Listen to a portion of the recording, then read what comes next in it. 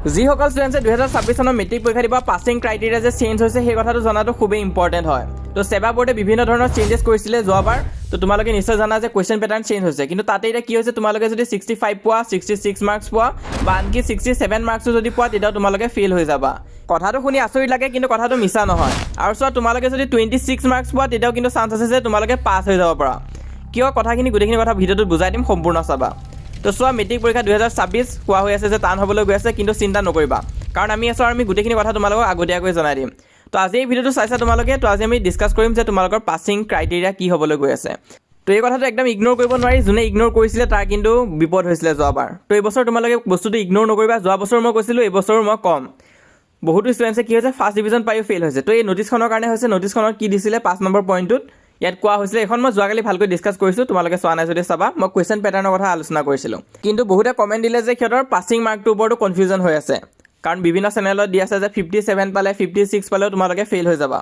তো এই যোনখন নটিছ আছে ইয়াত ডাইৰেক্টলি কৈ দিছে যে তোমালোকে MCQ আৰু ডেছক্ৰিপটিভ দুটাতে এক্সট্ৰাকৈ পাছ কৰিব লাগিব। তো শুনিবৰ কাৰণেতো ইজিয়ে লাগি আছে, কিন্তু কথাটো ইমান এটা চিম্পল নহয়। আগতে কি আছিলে, তোমালোকে যদি 30 মাৰ্কছ স্ক'ৰ কৰিব পাৰা তেনেহ'লে পাছ বুলি কোৱা হৈছিলে, কিন্তু এতিয়া তেনেকুৱা নহয়। এতিয়া তোমালোকে MCQটো এক্সট্ৰাকৈ পাছ কৰিব লাগিব, ডেছক্ৰিপটিভতো এক্সট্ৰাকৈ পাছ কৰিব লাগিব। তো এতিয়া তোমালোকক মই চিম্পলত দেখাই দিছোঁ বস্তুটো।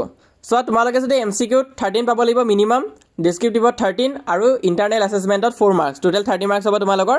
আৰু এইটো মিনিমাম মাৰ্কছ যোনটো তোমালোকে পাব লাগিব পাছ কৰিবৰ কাৰণে। ইয়াতকৈ তলত হ'লে কিন্তু ফেইল হৈ যাবা। তো এক্সাম্পল এটা যদি মই দেখাইছোঁ, ধৰি লোৱা ষ্টুডেণ্ট এজনে MCQত 45ৰ ভিতৰত 45 নম্বৰে পালে, কিন্তু ডেছক্ৰিপটিভ এক্সামত ধৰি লোৱা সি 12 পাই গ'লগৈ, 12 মাৰ্কছ পালে। তো তাৰ টোটেল মাৰ্কছ কিমান হৈ আছে, 57। তো দেখিতো ভাল লাগিছে, হয় ষ্টুডেণ্টজনে 57 মাৰ্কছ পাইছে, নিশ্চয় পাছে হ'ব। কিন্তু কি হ'ব, ষ্টুডেণ্টজন ফেইল হৈ যাবগৈ। কিয় ফেইল হ'ব, কাৰণ ডেছক্ৰিপটিভত ল'ৰাজনে 12 পাইছে, কিন্তু পাছিং মাৰ্কটো কিমান হয়, ডেছক্ৰিপটিভত 13 মাৰ্কছ হয়। তো তোমালোকে যদি 13ৰ তলত পোৱা তাৰ মানে তোমালোকে ফেইল কৰিছা, আৰু তোমালোকৰ ফেইল বুলি আহিব। তো ঠিক তেনেকুৱাকৈ ধৰি লোৱা MCQত তোমালোকে 45 আকৌ পালা, কিন্তু ডেছক্ৰিপটিভত আকৌ 10 পাই গ'লাগৈ। তো 13ৰ তলত যিমানে নোপোৱা কিয় তোমালোকে ফেইলেই হৈ যাবা। তো 13 বা 13ৰ ওপৰত তোমালোকে মাৰ্কছ স্ক'ৰ কৰিব লাগিব যদি পাছ হ'ব বিচাৰিছা। তো ইয়াতো চোৱা, টোটেল 55 মাৰ্কছ হৈ আছে, ধুনীয়া মাৰ্কছ এটাই হৈ আছে, কিন্তু ষ্টিল ষ্টুডেণ্টজনে ফেইল কৰিব। কিয়, কাৰণ ডেছক্ৰিপটিভত 13ৰ তলত পাইছে।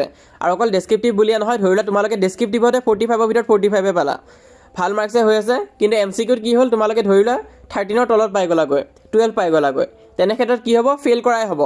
তো এতিয়াও তোমালোকৰ টোটেল মাৰ্কছ কিমান হৈ আছে, তোমালোকৰ টোটেল মাৰ্কছ 57 হৈ আছে, যোনটো চবতছে হায়েষ্ট হয়, কিন্তু ষ্টিল তোমালোকে ফেইল কৰি যাবাগৈ।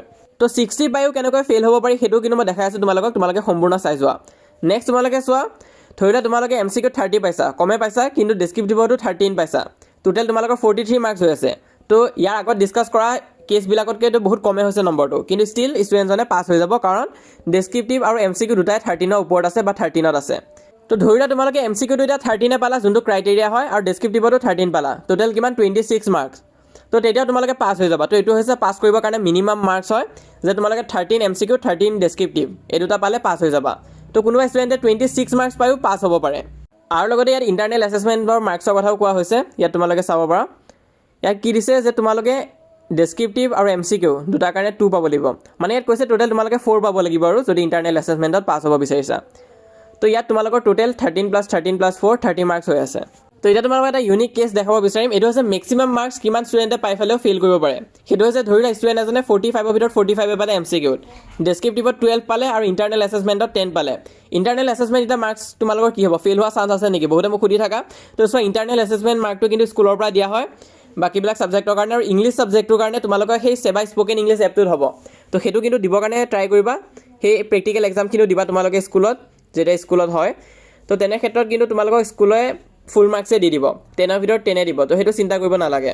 তো ষ্টুডেণ্টজনৰ এতিয়া টোটেল 67 মাৰ্কছ হৈ আছে। তো দেখিবৰ কাৰণেতো বৰ ডাঙৰ নম্বৰ এটাই পাইছে, যে 67 মাৰ্কছ স্ক'ৰ কৰিছে কোনোবা এটা ছাবজেক্টত, কিন্তু ইমান পায়ো ফেইল হৈ যাব, কাৰণ ডেছক্ৰিপটিভত আকৌ 13ৰ ওপৰত হোৱা নাই মাৰ্কছটো, তোমালোকৰ 13ৰ তলতে হৈ আছে। তো এইটো এটা প্ৰব্লেম হয়, যোনটো নিউ পেটাৰ্ণ অহাৰ পৰা হৈছে।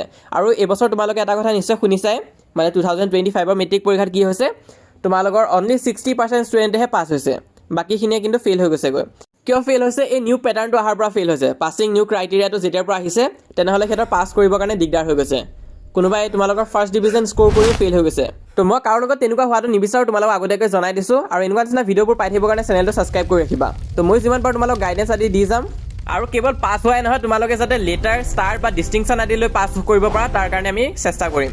আৰু চোৱা তোমালোকৰ কাৰণে ইংলিছৰ কাৰণে কোৰ্চো এটা আছে ইউটিউবত মই সহায় কৰোঁ যিমান পাৰোঁ তাৰোপৰি যদি অকণমান এক্সট্ৰা তোমালোক লাগে তেনেহ'লে কোৰ্চত জইন হ'ব পাৰা আৰু চোৱা চেপ্টাৰ ৱাইজ এনেকুৱা নিচিনা PDF দি যাম মই গোটেইবিলাক চেপ্টাৰৰ কাৰণে ভাবিছোঁ কোৰ্চত তো ইয়াত তোমালোকে MCQ পাবা এনেকুৱা নিচিনাকৈ MCQৰ কাৰণে PDF পাবা আৰু তাৰোপৰি তোমালোকে ইম্পৰ্টেণ্ট কমন কুৱেশ্যনৰ কাৰণেও PDF মই তাত দি দিম বুলি ভাবিছোঁ ইয়াত চোৱা এইটো হৈছে মেডাম ৰাইট দ্য বাছৰ পৰা তো এনেকুৱা নিচিনা যোনখিনি মষ্ট ইম্পৰ্টেণ্ট কুৱেশ্যন হয় সেইখিনিয়ে বাছি দিছোঁ এনেকুৱা নহয় যে কিতাপত থকা গোটেইখিনি কুৱেশ্যন কৰাই দিছোঁ 5-6টামান বাছি দিয়া হ'ব মেক্সিমাম তাতকৈ বেছি নহয় তো সেই কুৱেশ্যনখিনি খুবেই ইম্পৰ্টেণ্ট আৰু ৰিপিটেড হয় এই বছৰৰ কাৰণে 2026ৰ মেট্ৰিক পৰীক্ষাৰ বাবে তো তেনেকুৱা নিচিনাকৈ দি দিয়া হ'ব তো এনেকুৱা নিচিনাকৈ মেইন বুক আৰু ছাপ্লিমেণ্টাৰী বুকৰ দিয়া হ'ব আৰু তাৰোপৰি ইউটিউবতো ভিডিঅ' আহি আছে সোনকালে কমন কুৱেশ্যনৰ কাৰণে এই কুৱেশ্যনখিনিকে মই ডিছকাছ কৰিম ইউটিউবতো তো তোমালোকে চেনেলটো ছাবস্ক্ৰাইব কৰি ৰাখিবা যাতে কমন কুৱেশ্যনখিনিৰ কথা গম পোৱা কোনখিনি ইম্পৰ্টেণ্ট হৈ আছে এই বছৰৰ কাৰণে আৰু ইংলিছ ছাবজেক্টৰ কাৰণে চিন্তা নাই আমাৰ চেনেলটো ছাবস্ক্ৰাইব কৰি ৰাখিলে হ'ল মই যিমান পাৰোঁ সহায় কৰি যাম আৰু যদি তোমালোকে কোৰ্চটোত জইন হ'ম বুলি ভাবিছা তেনেহ'লে এই দুটা নম্বৰত কণ্টেক্ট কৰিব পাৰা আৰু এনেকুৱা নহয় যে দেৰি হৈ গ'লগৈ কাৰণ এই কোৰ্চটো দেৰি হোৱা ষ্টুডেণ্টৰ কাৰণে হয় ক্ৰেছ কোৰ্চ হয় একদম এমাহমান পঢ়িও তোমালোকে ভাল মাৰ্কছ স্ক'ৰ কৰিব পাৰিবা